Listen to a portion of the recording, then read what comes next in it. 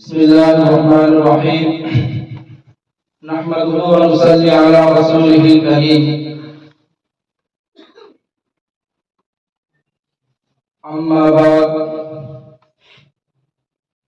أعوذ بالله من الشيطان الرجيم بسم الله الرحمن الرحيم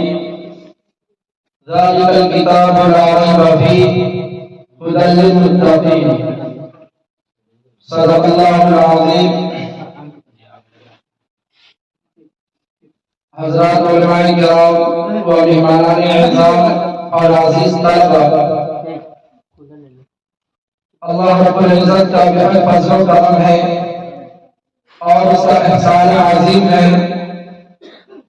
کہ اس ذات نے ہمیں آپ کو ایک ایسی مجلس میں جمع فرمایا اور مل جل کر بیٹھنے کی توفیق عنایت فرمائی، جس مجلس کی نسبت قرآن کریم سے ہے۔ یعنی آج کی اس مجلس میں دو خوش نصیب طلبہ نے اس مدرسہ کے اپنے حفظ قرآن کو مکمل کیا اور اپنا آخری سبق سنایا، جس کو ہم حاضرین نے اپنی آنکھوں سے دیکھا اور محسوس کیا۔ یقیناً یہ دونوں طالب علم قابل مبارکباد ہیں اور خوش نصیب ہیں، اور ساتھ ہی ساتھ ان کے والدین بھی قابل مبارکباد ہیں۔ اللہ تبارک و تعالیٰ سے دعا ہے کہ اللہ رب العزت ان دونوں طالب علم کے علم میں برکت عطا فرمائے اور ان کے سینوں میں جس طرح قرآن کو اتارا ہے تاکہ حیات ان قرآنوں کو ان کے سینوں میں محفوظ رکھے۔ عزیز طلبہ اور حاضرین کرام، وقت زیادہ ہو چکا ہے اور ہمارے بھی بہت سے علماء کرام ہیں۔ انشاءاللہ یکے بعد دیگر تمام علماء کرام اپنی باتوں کو آپ کے سامنے رکھیں گے، اس لیے میں زیادہ وقت نہ لیتے ہوئے آج آپ کے بیچ ایک حدیث ہے جس کا مفہوم میں آپ کے سامنے رکھ کر اپنی جگہ دوں گا اور حضرات علماء کرام کے ہاتھوں میں یہ میں کماؤں گا۔ ابھی آپ نے محسوس کیا اور دیکھا کہ یہ دو طالب علم نے حفظ قرآن کو مکمل کیا ہے۔ اس قرآن کی عظمت اور اس قرآن کی فضیلت کو بیان کرتے ہوئے آقا نامدار مدینہ کے تاجدار محمد عربی صلی اللہ علیہ وسلم نے ارشاد فرمایا، حضرت ابو ہریرہ رضی اللہ تعالیٰ عنہ کی حدیث ہے کہ اللہ تبارک و تعالیٰ نے آسمانوں اور زمین کی تخلیق سے 1000 برس پہلے، کتنے؟ 1000 سال پہلے قرآن کریم کی سورتوں میں سے 2 سورتیں ہیں، سورہ طٰہٰ اور سورہ یاسین، جس کی تلاوت فرمائی۔ کب؟ آسمانوں زمین کی تخلیق سے 1000 سال پہلے اللہ نے سورہ طٰہٰ سورہ یاسین کی تلاوت فرمائی۔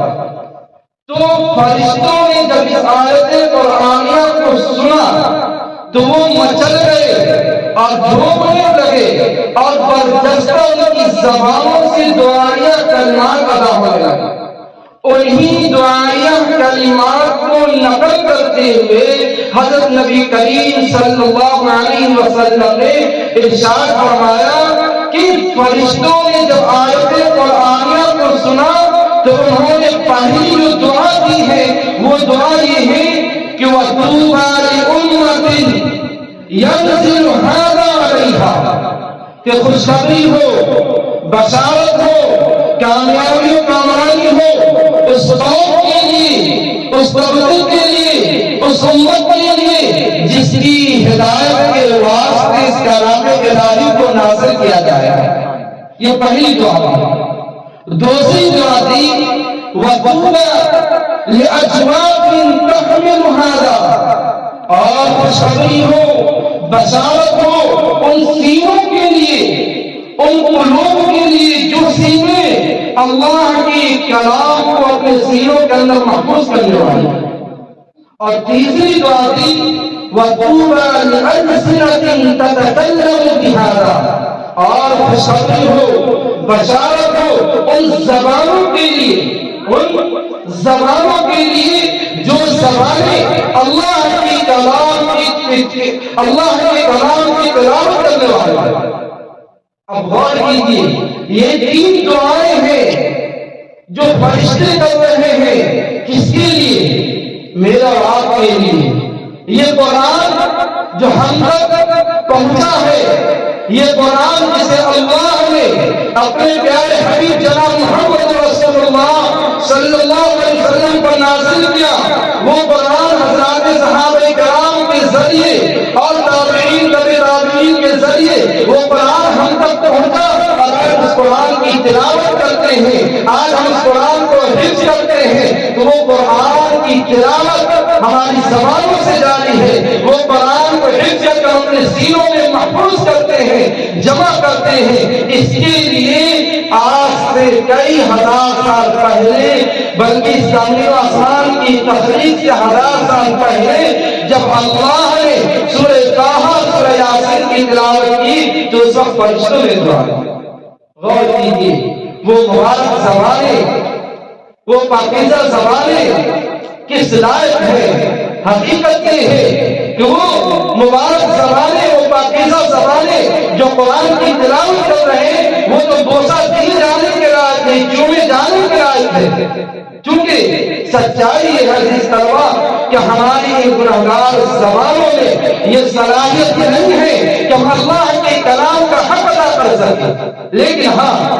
جو بھی ہے یہ میرے رب کا کرم ہے، یہ میرے رب کا فضل ہے، اور پیارے حبیب جناب محمد رسول اللہ صلی اللہ علیہ وسلم کے صدقے اور طفیل میں ہے کہ اللہ تبارک و تعالیٰ نے ہمیں آپ کو تلاوت کلام پاک کی توفیق مرحمت فرمائی۔ ورنہ اگر آپ غور کریں گے اس کلام کی عظمت کے اوپر اور غور کریں گے کہ اس کلام کا وزن کیسا ہے تو آپ کو اندازہ ہوگا۔ خود قرآن کریم کے اندر اللہ تبارک و تعالیٰ نے ارشاد فرمایا کہ لَمَا أَنزَلْنَا هَذَا الْقُرْآنَ عَلَى جَبَلٍ لَرَأَيْتَهُ خَاشِعًا مُتَصَدِّعًا مِنْ خَشْيَةِ اللَّهِ۔ کیا مطلب یہ ہے کہ جب اللہ تبارک و تعالیٰ نے اس کلام پاک کو نازل کرنے کا فیصلہ کیا تو خود اللہ ارشاد فرماتے ہیں کہ اگر ہم اس قرآن کو پہاڑ جیسی مضبوط مخلوق کے اوپر اتارتے، نازل کرتے، تو اس قرآن کی عظمت سے، اس قرآن کے بوجھ سے، اس قرآن کی وزن سے اور اس خشیت الہی سے پہاڑ جیسی مضبوط مخلوق ریزہ ریزہ ہو جاتی اور ٹکڑوں ٹکڑوں میں بڑھ جاتی۔ جب اس کلام پاک کے وزن کے پہاڑ جیسی مضبوط برداشت نہ کر سکی، اس کلام پاک کی تلاوت کو ہم اور آپ اپنی زبانوں سے کر رہے ہیں، اس کلام پاک کے 30 پاروں کو ہم اور آپ اپنے سینوں میں محفوظ کر رہے ہیں۔ بتائیے عزیز طلبا، یہ اللہ تبارک و تعالیٰ کا خاص کرم ہے، یہ اس کا خاص انعام ہے، یہ حضرت نبی کریم صلی اللہ علیہ وسلم کا صدقہ و فضل ہے کہ آج ہمارے کم سن بچے، نوعمر بچے اور بہت ہی چھوٹے چھوٹے معصوم بچے قرآن کریم کے 30 پاروں کو اپنے سینوں میں محفوظ کر لیتے ہیں۔ یہ قرآن کا اعجاز ہے، یہ قرآن کا معجزہ ہے۔ اس لیے آپ سے کہنا یہ ہے کہ جو بچہ حافظ قرآن بنے ہیں وہ بچے بھی اس حدیث پاک کے مصداق ہیں، اور وہ طلبہ جو قرآن کریم کی تلاوت کرتے ہیں، خواہ وہ دیکھ کر تلاوت کر رہے ہو، خواہ وہ حفظ کر رہے ہو، تمام کے تمام اس دعاؤں کے مصداق ہیں۔ اس لیے عزیز طلبہ، ہمیں اپنی اس نعمت کا احساس ہونا چاہیے کہ اللہ نے ہمیں قاری قرآن بنایا ہے، اللہ نے ہمیں حافظ قرآن بنایا ہے، اللہ نے ہمیں قرآن کی تلاوت کرنے والا بنایا ہے۔ ہمیں اس نعمت کا احساس ہونا چاہیے اور اس کی قدر کرتے رہنا چاہیے، بلکہ تلاوت کلام پاک کو اپنی زندگی کا مشغلہ بنانا چاہیے کہ ہماری زندگی کا کوئی دن ایسا نہ گزرے کہ عظمت و احترام کے جذبات کے ساتھ کچھ دیر ہی صحیح ہم تلاوت کلام اللہ ضرور کریں، قرآن کریم کی تلاوت ضرور کریں۔ یہ ہماری زندگی کا مشغلہ ہونا چاہیے۔ اس لیے میں انہی چند کلمات پر یہ پیغام آپ کو دے کر میں اپنی بات مکمل کرتا ہوں، زیادہ ہو چکا ہے۔ اللہ تبارک و تعالیٰ سے دعا ہے کہ اللہ رب العزت نور قرآن سے ہمارے سینوں کو منور فرمائے، نور قرآن سے ہماری زندگی کو منور فرمائے، نور قرآن سے ہمارے گھروں کو منور فرمائے، اور میرے عزیز طلبا کلام پاک کی تلاوت کا عادی بن کر ہمیں اور آپ کو زندگی گزارنے کی توفیق مرحمت فرمائے، آمین۔